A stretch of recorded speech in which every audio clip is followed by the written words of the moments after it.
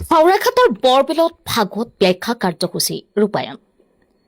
কাৰ্বি আংলং জিলাৰ হাওড়াঘাট বৰবিল গাঁৱৰ বৈদিক বৈষ্ণৱ শাখা নামঘৰৰ প্ৰাংগণত আজি দিনজোৰা কাৰ্যসূচীৰে ভাগৱত ব্যাখ্যা কাৰ্যসূচী ৰূপায়ণ কৰা হয়।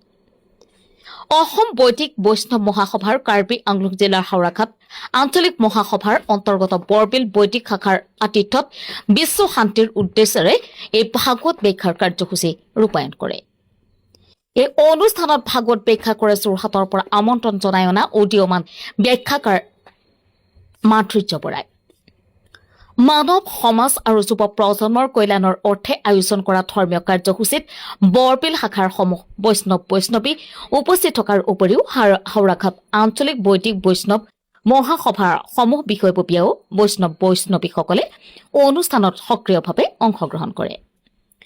বৃহৎ সংখ্যক ধৰ্মপ্ৰাণ ৰাইজৰ উপস্থিতিত অনুষ্ঠিত অনুষ্ঠানটিয়ে এক ধৰ্মীয় পৰিৱেশ গঢ়ি তোলে সমগ্ৰ অঞ্চলটোত।